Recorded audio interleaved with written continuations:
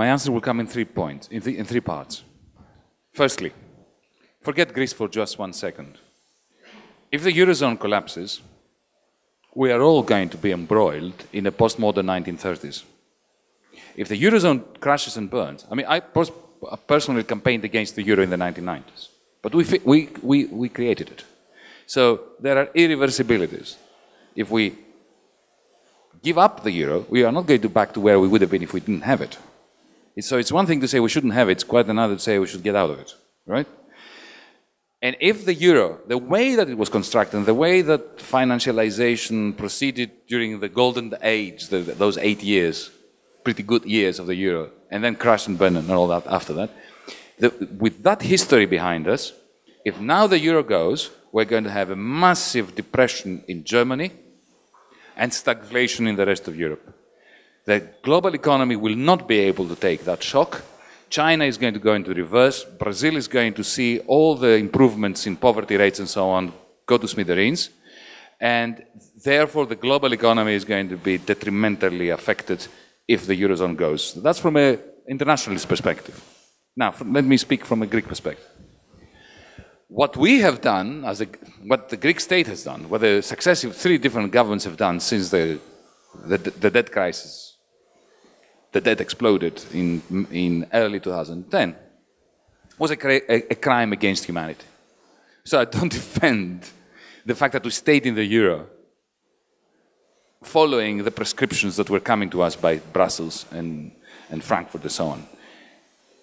My proposal was that Greece should simply announce that it is defaulting, just like Argentina did, within the Euro in January 2010, and stick the finger to Germany and say, well, you can now solve this problem by yourself, right? Why was I not supporting the idea that we should make an announcement that we're returning to the drachma? In other words, why am I buying half of the Argentinian strategy, but not the other half? Yes to the default, no to creating our own currency. Well, because Argentina had the peso. It had a currency that it could devalue. It had a peg, 1-to-1 between the peso and the US dollar, but it had the peso. Argentinians had the peso in their pockets. They had, the banks were stuffed with pesos. The ATMs would give you pesos. And it was simply a matter of saying, well, from now on, we devalue it. But when you don't have a currency, you can't devalue it. All you can do is you can announce that, you know, in 8 months, we are going to have a currency, which, by the way, we're going to devalue. Now, this, can you imagine a preemptive announcement of a devaluation 8 months before it happens? This is a recipe.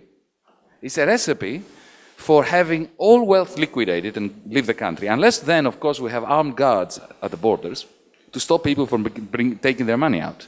But that would mean that we have to get out of the European Union.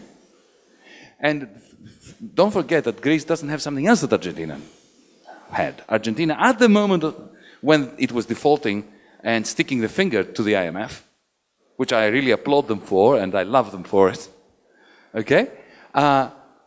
They had large tracts of land capable of producing millions of tons of soya beans that China wanted to buy at that moment. Greece doesn't have anything of the sort. So if given that we didn't have a ready-made export market, and we didn't have a currency to devalue, it would be suicidal to get out of the drachma. What we should do is create circumstances, a plan B. We should start the process of thinking of creating a currency in case we need it, not just because we may choose to leave the euro, but because the euro may not exist after a while, if Germany leaves. Because that is more likely for me, as far as I'm concerned, that Germany would depart from the euro. Okay?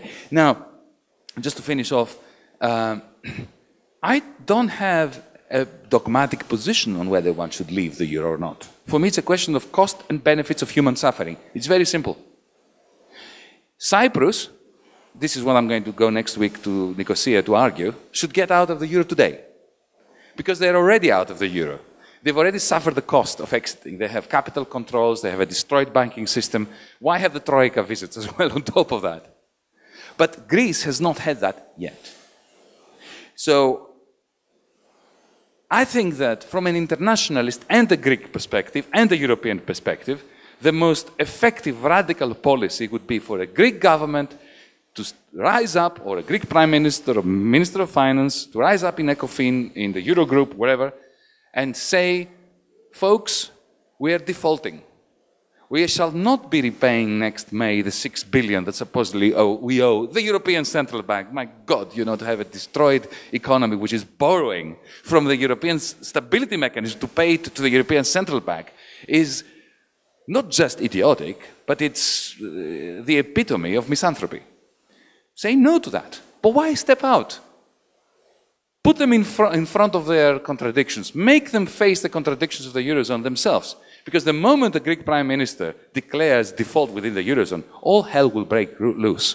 And either they will have to introduce those shock absorbers, or the Euro will die anyway. And then we can go to the drachma.